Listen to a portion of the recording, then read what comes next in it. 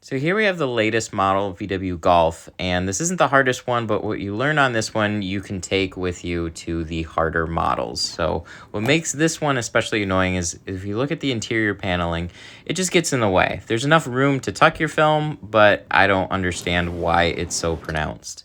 So first up, we're going to clean off the back window. I'll wipe it with a scrub pad and then squeegee it off, glass aid around the border, dryer sheet, let that dry, and then I'll create a little bit of a wet line. So I'm doing this one in carbon 15%, and I didn't have a short roll available, so that's one reason this is all, we just have a giant roll of film on here. So a lot of this is just setting up like I do any other back window, trimming the top, the bottom, the sides, so it looked kind of intimidating with that much bulky film everywhere. But now if we get it all cleaned up, you can see it looks like the past 3 videos. So when we go to shrink this, you can shrink a little bit out on the sides along that edge. But if you noticed right before that, I set it up a little bit lower on the glass because, again, we go back to the CRV video, that makes the bottom just easier to shrink. So he can at a 45-degree angle. The first little bit is always easiest to shrink, kind of smooth it out with a felt card. And then before you know it, we're already near the bottom. So on the previous generation Golfs, this is where you're going to have to do a lot more pole shrinking. They're a little bit more curved. They look similar, but they're just a little bit taller, a little bit more curved. These later model ones definitely get easier, but that being said, you still have to pay attention to how you shrink these.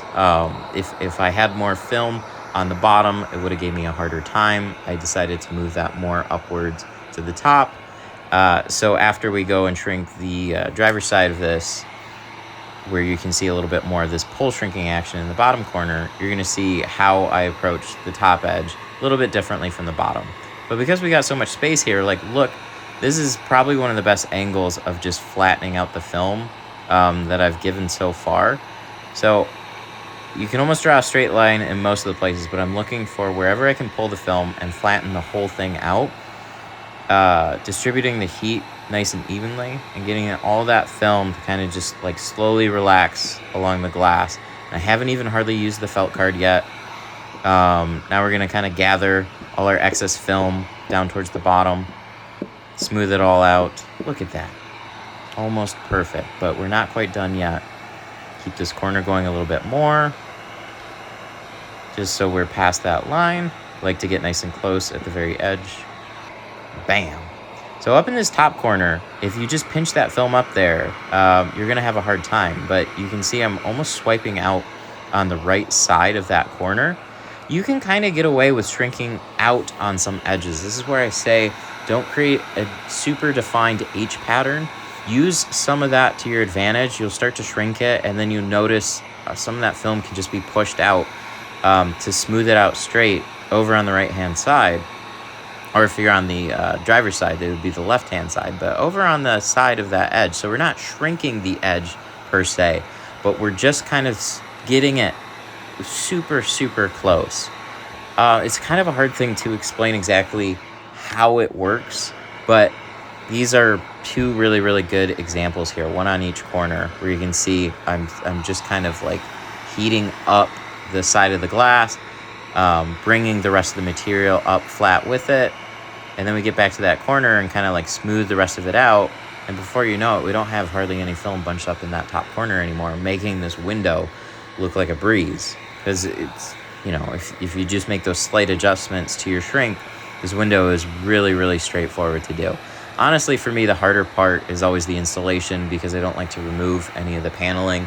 So I have to focus a little bit more about keeping my lines, like my cut lines, a little bit more precise.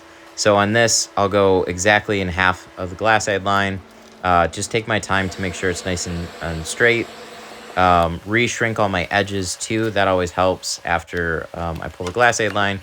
Clean the inside with the clay bar. Wipe a lot of the paneling off of the towel and insert the film after we spray it off one more time.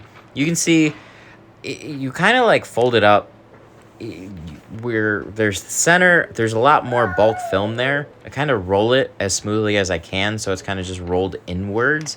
So it's not pressed outwards against the paneling. It's kind of like tacoed inwards. This is the best as I can describe it. This is a hard angle to get. And I'll just keep sliding it upwards, keeping it floating off of the bottom panel, and just slide it up exactly where I need it to go. Tuck it in to that paneling a little bit, slide it back down, smooth it out.